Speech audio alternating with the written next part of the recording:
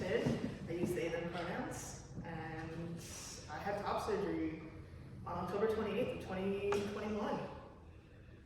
I'm Xander. I use he, him pronouns. I had top surgery December 13th, 2019. So we're going to talk a little bit today about your process of going for top surgery. The hope is that other youth who are interested in also undergoing this procedure and having this be part of their gender affirming care can hear some firsthand stories from folks who've actually been through the experience. So I'm hoping that folks, maybe you can start by telling us how you decided what direction to go, what clinic, what was the process for getting started? I'll go first. Yeah. Great. So where I went so recently, we did have the option of going through Nova Scotia. It's a newer process. I think it's only been the last 2 years that it's been an option. But with COVID and the fact that all of our life-saving, as the government likes to call them, surgeries were being canceled, gender affirming surgeries are not a life-saving surgery according to the government. So I didn't know how long it would take, whereas GRS in Montreal was taking patients, and it just seemed like the fastest route, and really that's why. Awesome. Xander? So I didn't actually get to choose between Nova Scotia and going to Montreal because I submitted all my forms at a time where, I think there were a few surgeons in Nova Scotia who did top surgery, but it wasn't really very well known, and the forms basically just said, you go to Montreal if you want to get top surgery. So I did have to do that, but I'm not, I think it was a great decision. I think I still would have gone to Montreal if I was having top surgery right now. And so for that process, Finn, you were an adult, and Xander, you're an adult now, but you were still part of the youth system. Do you folks want to kind of talk about the access point where you first started, what that looked like? Yeah, so as an adult, I was very able to freely make the decisions myself and kind of jump through the system. I did all the legwork myself. By figuring out what the letters were, with help from Pride Health and Halifax Sexual Health Clinic, I just started calling around and going through the process of everything. Awesome. And Xander, did yours look different? Mine looked quite different, I think. I was already involved with IWK Mental Health, and they have a trans health team. So I got switched over to somebody who was on the trans health team, and they were able to very knowledgeably guide me through that whole process. And they had somebody there who could write my letters, and I'm lucky that my doctor also is very used to this process and has a lot of trans patients. And so she was also able to give me a ton of information and easily write me my letters, but also know exactly what I would need in terms of letters and forms and things like that. I'm hearing you talk about letters. Do you want to tell the folks what those letters are and who writes them? Yeah, so to go through MSI and even to have the surgery be approved by the clinic, you need 3 letters. So the first one is you need a WPATH certified psychologist or social worker, whoever, and they have to diagnose you with gender dysphoria. That one can be really hard because you do have to talk very extensively about how you're feeling about yourself, and so that one's not fun. The second one you need either with an endocrinologist or a surgeon. And then the third one is an aftercare, and that's generally with your nurse practitioner, family doctor, or if you go to the Halifax Sexual Health Clinic, they can write that one for you. And what are those letters doing? So the first one you said it was diagnosing. That feels icky to me. Do we want to talk about that process? Does anyone want to, do either of you want to reflect on what it feels like to be diagnosed with something here? I mean, I can if you don't. I can too, but you can start us off. Sure, I'll start off. So, it's not always fun to be given a label, so that sucks, but to jump through the hoops that you need to have the surgery, it's one of those things where it's somebody's finally listening to me and giving me the thing that I need. So it was very much gross, but also really good. What about for you? And so for me, I already, through IWK Mental Health, I had already gotten a letter to get on testosterone. And so it felt very similar to that sort of process. So it wasn't a nice process to have to do all of that, but I was used to it by that point, which, you know, being used to it and it being a nice process aren't really the same thing. But I was familiar with the process, I think I would say. And so I knew what to expect, and I knew that there were going to be some questions that might seem a little invasive, and things like that from the psychiatrist who was writing me that letter. Yeah. And I heard a reference to MSI in there, if you want to go through MSI. What does that mean? So MSI will cover the surgery itself, which is great, because not all gender affirming surgeries are covered currently. Covered how? In the sense that they'll pay for it. So in the same way that if you broke your foot and you need to have surgery for that, same sense. You'll go to the hospital, you'll go wherever, MSI will cover it in terms of pay. So am I understanding, and I actually know this, but I want to make sure that everyone kind of in the video does too, that this surgery technically would cost you out of pocket? Yeah. If MSI wasn't an option? Absolutely. So most people, we're pretty fortunate in Canada alone, let alone in our province, that insurance will cover it. A lot of people do have to pay out of pocket for private, and it can go anywhere up to $10,000, $15,000 just for the surgery alone, let alone your flights, your hotel, all of that piece. And so even though you know this is what's best for yourself and your body and you've made a decision, you still need 3 letters from folks to kind of give you permission for the government to pay for this surgery. Yes. Yeah. Okay, cool. I just wanted to make sure that that was really clear. I also want to note that, you know, a lot of folks that I know do go through MSI because the cost is pretty prohibitive in getting top surgery if you go privately. But I do know some folks who have gone privately for their top surgery, and I know one person specifically, 1 or 2, who have gone privately for their top surgery because they were between the ages of 16 to 18. And so through MSI, and for anybody who might not know, MSI is the provincial healthcare insurance provider. And so through MSI, you can be covered for gender affirming surgeries if you're 18 and up. So you cannot get any gender affirming surgeries through MSI under the age of 18. And that is another reason why some people might go privately, is if they're an age where the surgeon that they want to go to will operate, but they can't get it covered by MSI, they'll pay privately. All right, folks, so you've described a rather like kind of tricky, sticky process that can feel kind of wrong and invalidating, but ultimately kind of gets you to where you need to go and what you're looking for. How long does this all take? Like, what's the timeline? So I think mine was collectively like 1.5 years, 2 years.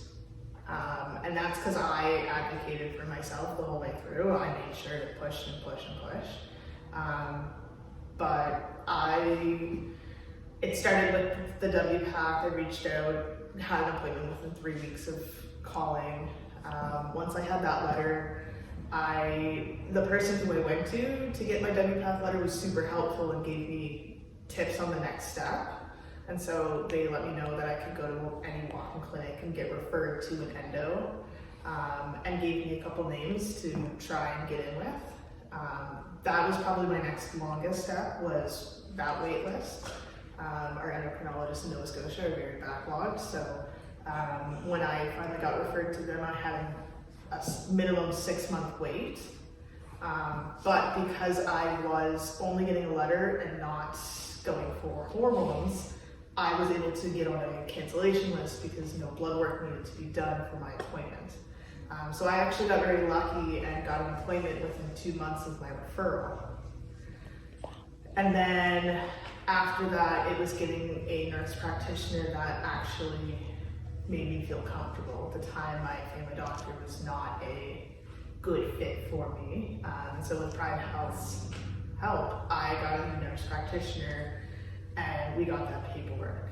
And then with MSI, once all of that was completed, it was probably about another 2 to 3 weeks to get their approval. And then once all the paperwork was sent off to GRS, that was another minimum 6-month wait for my date. So yeah, about 1.5 years, 2 years. Cool. Awesome. Sam? So I started the process just before my 18th birthday, and I did that so that all of my paperwork could be sent to MSI on my 18th birthday, and I could get it approved as fast as possible because I wanted this done as fast as I could.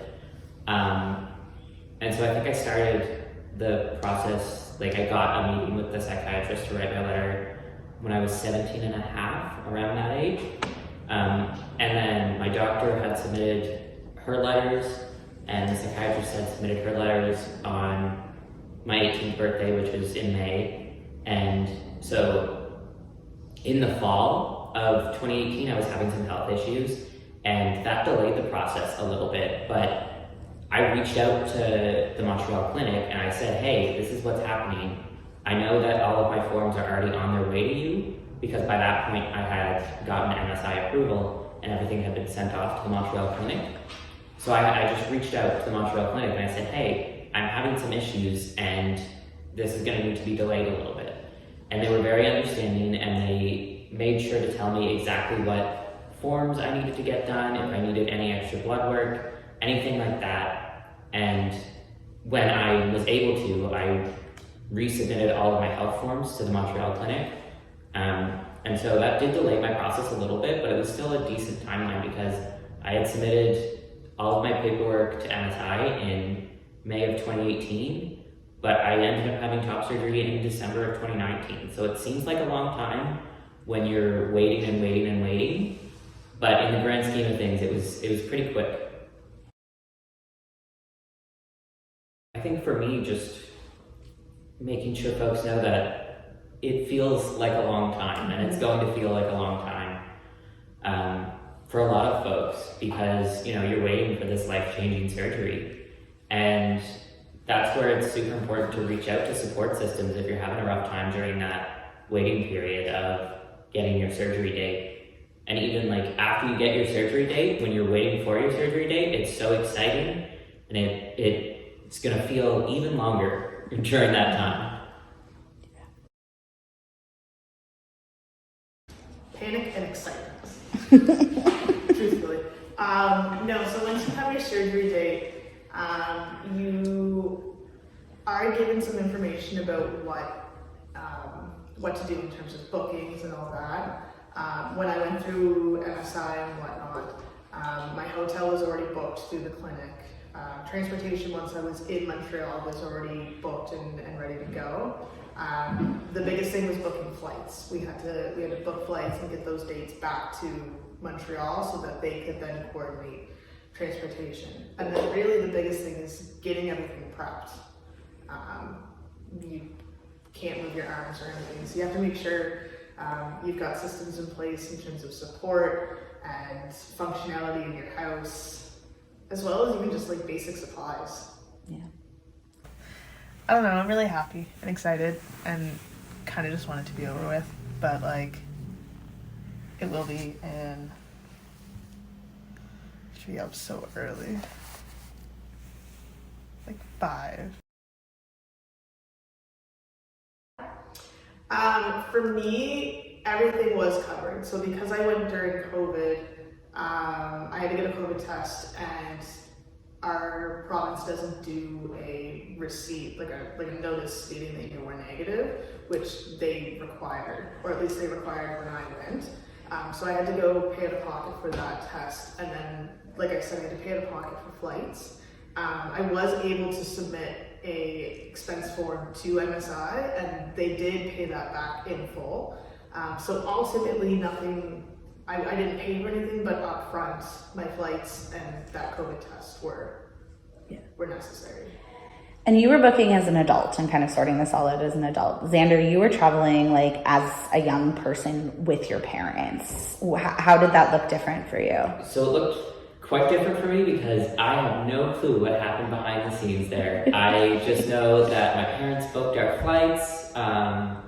They also booked an extra day just in case I needed an extra day to recover. And I know that extra day was not covered by MSI, and that also meant that we had to arrange transportation back from the hotel to the airport. I do have one question for you, because I don't know behind the scenes stuff. The support person that has to come with you on your trip to Montreal, Yes. is their flight covered? It is. So the thing that's really helpful is when you're going through the letter process, and the endocrinologist really banged this home for me, was putting in all the letters that you needed a support person and that their travel needed to be covered. And so when my partner came, everything was covered. Yeah, I didn't pay a cent. I was on a free vacation. I'm just joking. It was not that at all. In fact, while we're talking about support people, what did your support person have to do for you in Montreal? Like, how much independence did you have? The first day when we got there, because we landed the day before my surgery, and we kind of just hung out in the hotel because it was COVID and it was scary. But everything from the morning of surgery on, they had to do everything. So I couldn't get my own ice. I couldn't open my own drinks. I couldn't answer the door if food got delivered. I could not pull the blanket up if it was too far down. Going to the bathroom was really hard the first couple days. Literally anything and everything you can think of. How you doing? Good. I love this, like, That's my tan. I like your dye job. It's great, right? I like it. It's good. It's perfect. I came to Montreal just for that. I figured. How about for you? So I was there as Finn's partner to do those things. How did that look for you as a person with your parents? So my parents definitely had to help me with a lot of stuff. Like, even getting up from the bed was uncomfortable. If I was laying down, like, I needed to grab my dad's arm and pull myself up a little bit. Yeah. But I think I also, I don't know how to word anything. Like, the first day was really just trying to figure out how I'm going to be able to compensate for everything that I can't do. Like, I can't lift my arms. So how am I going to troubleshoot that for myself so I don't have to rely on my parents as much? Now, they definitely still had to do a lot for me, but there were other things where I was just being stubborn and I was saying, no, I'm going to do this. So I kept trying to do everything, and a lot of the time it just ended up being me having to think to myself and be like, no, it's okay. You're recovering from surgery. You can relax a little bit. You need to rest. And I had to let my parents do a lot of stuff for me. And I'm sure, you know, they knew what they were in for. So That's the thing that's really hard is you're so excited from the surgery, but it is a major surgery. Like you go under, it's major. So you have to keep telling yourself that because you really want to like reach out, but you can't. You're this. you're a T-Rex You're a for a little T-Rex bit. for a little bit.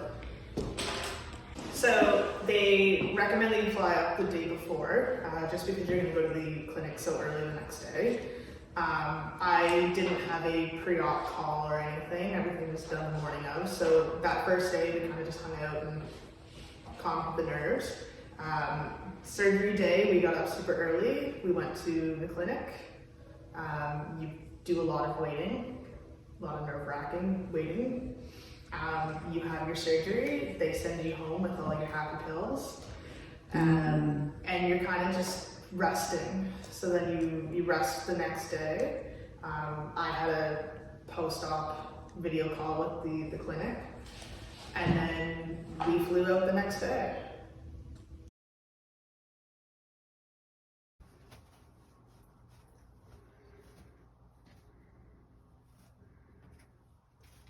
Okay, so now this comes off. How does this work? It's like attached. Okay. Do you need help? I probably won't need help. Okay. It's like adhesive. Oh, okay, I see.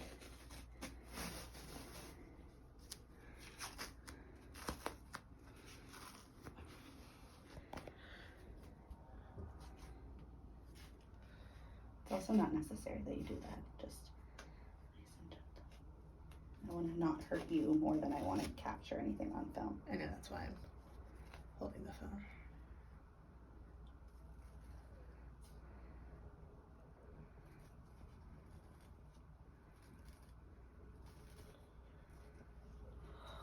Oh, baby, look at you.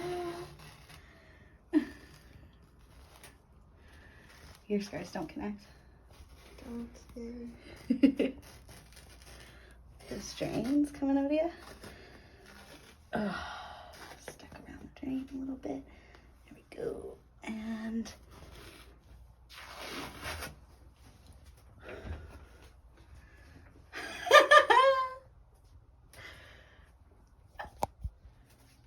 what do you think? Did that look the same for you, minus the extra day? It looked pretty similar. I didn't have a call the next day with a nurse at the clinic or with a surgeon or anything. I didn't have that follow-up call, but they did give me a number to call if anything went wrong and I had questions. But it was pretty similar. Like they already arranged for your transportation from the hotel to the clinic, so you don't have to actually worry about that. And they'll tell you like when you have to actually get down to the lobby to be able to go on time. And then you get to the clinic, a lot of waiting. And then that's when I met my surgeon for the first time, because I hadn't had a call at all with my surgeon, and she walked me through everything. And then she went to the back, and then I had surgery. It's a weird thing because you're meeting this person for the first time who's going to do surgery, and the first thing they make you do is take the robe and the gown and everything off, and so you're standing there topless, yeah, already feeling uncomfortable, and then talking to this person. The surgeon I had was really good, very helpful, very detailed in terms of explaining what to expect. But at that point, we started drawing out what the markings were going to be, where my nipples were going to go, where my scars were going to be, and I got some say in it. I went a little bit more of a non-traditional style and have a bit more of a swoop, but it was a very quick, you go in, you get drawn on, and out you go. Same for you? Yeah, pretty much. And I didn't have many comments about it. And my surgeon has done this so many times. She knew exactly, she had the recommendations for how it can be, and I'm glad that they worked with you on what you wanted. Yeah. What was actually really cool, I think, about that process is you went in and you were like, you had done a lot of talking, like we had talked about, are you going to have nipples? Are you not going to have nipples? Like, what should the scars look like? And then the surgeon, if I'm not mistaken, was the one who said, look, this is what I'm seeing most non-binary folks do these days, is create more of a U-shaped chest versus the hard, straight line, which is more masculinized versus androgenized. And so it was really cool the way that I think the surgeons had knowledge just from having worked with so many other clients. How do you prepare yourself and what you need for surgery? And the follow-up to that is, where did you figure out how and what you needed to do? So the information you get from the clinic is very sparse.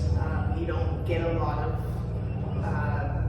the full concept of what you need. They give you you need to have bandages, you need to have this soap to clean yourself before. But in terms of real aftercare or what to have, you don't really get that. So for me, the internet was really a big resource. YouTube, I hate to say this, but TikTok, watching other trans, non-binary folks go through this and seeing what they found helpful and what they didn't, really allowed me to decide what I needed for my procedure. Yeah. Xander?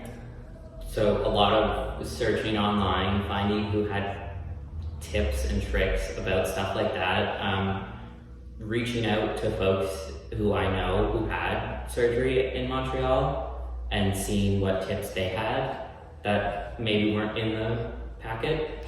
Yeah.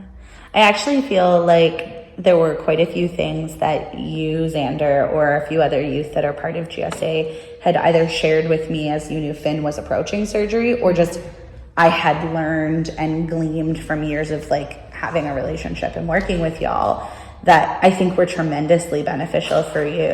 Like The pillows at an angle. That was a game changer. So like describe that process so the folks like know, like what was that tip that you gave? So it's gonna be really hard to like get up when you're laying in a bed, especially like at the hotel. So at the hotel I just had a bunch of pillows behind me in like a slope, and it just made it easier so I didn't have to actually pull myself up from laying down flat, and I just had to pull myself up from like a little angle. At home I actually got a wedge pillow so that it made that triangle for me, and then I could get up much easier. And so I made sure to tell Courtney that so that you could tell Finn and you folks didn't have to suffer through trying to get up from laying down. I slept with that like wedge style pillow for like probably 2-3 weeks after, because it was so much more comfortable laying on your back, because that's the other thing is you can't lay on your side. You can only lay on your back. So there are other products that came out of your searches, Finn, and then connecting with our larger queer community to crowdsource kind of getting them made. Do you want to talk about that? Yeah, so two things that came out was getting a mastectomy pillow, because that's ultimately what the surgery is. But it's a pillow designed to go across the front, but have dips for your arms. And then having a pocket on the front, you don't have to reach for your phone, it's all right there. So it gives you that added layer of protection across the chest, which was really helpful in my sense, because I have cats who love to lay on my chest already. So post-op, you don't want anything there. But even just like the slight bump, the pressure felt really good. So that came with us to Montreal. That's how I flew home, was holding that.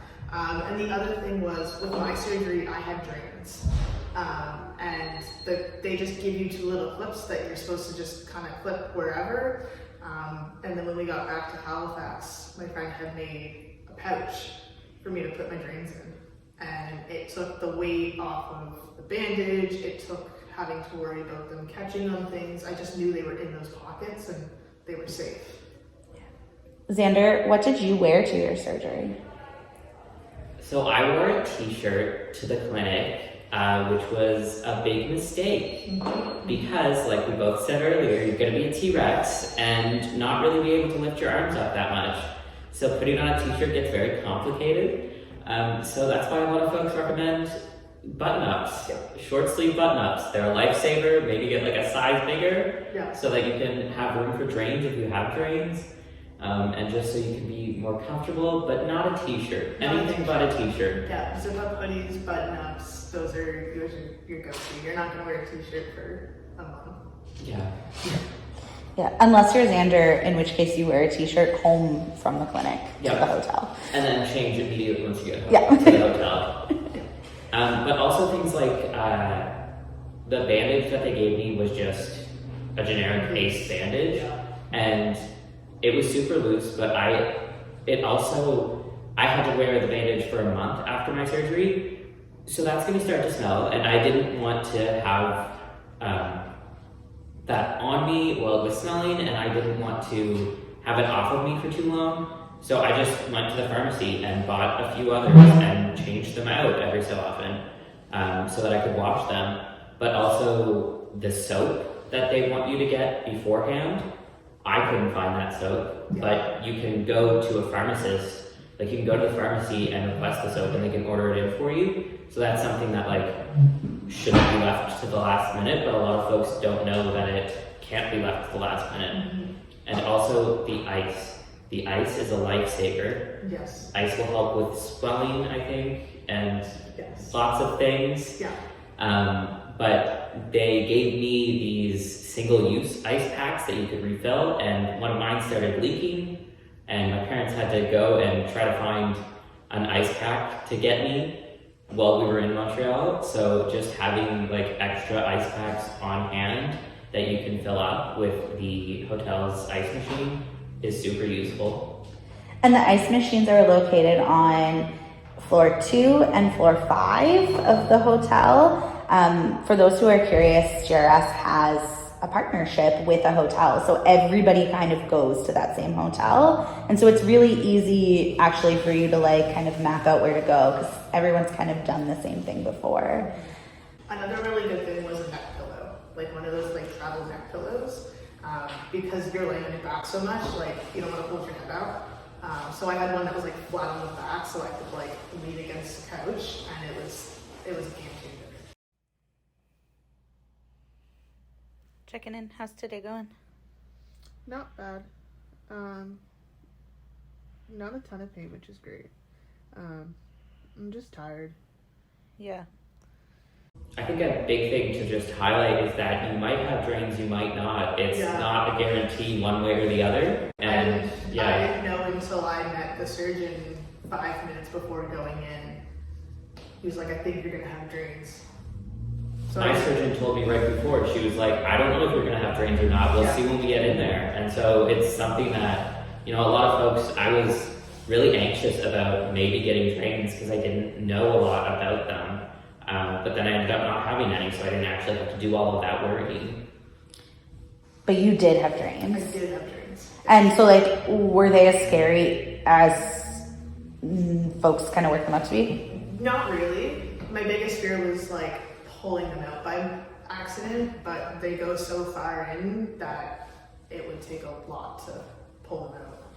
So your drains stand for like 6 days post-surgery. Yeah. So that was actually another thing because I didn't know was getting drains. Once I knew I was getting drains, I had to call my doctor right away to get an appointment because the person who's doing your aftercare is the one taking the drains out. So Finn, you mentioned at one point that at the clinic they give you some prescriptions. Substances can be kind of tough, and particularly in our community. So I'm like curious what they prescribed and like if you have any just like thoughts you want to share on that. Yeah. Either of you. So the nice thing was the prescriptions were provided before we left the clinic. We didn't have to make another stop.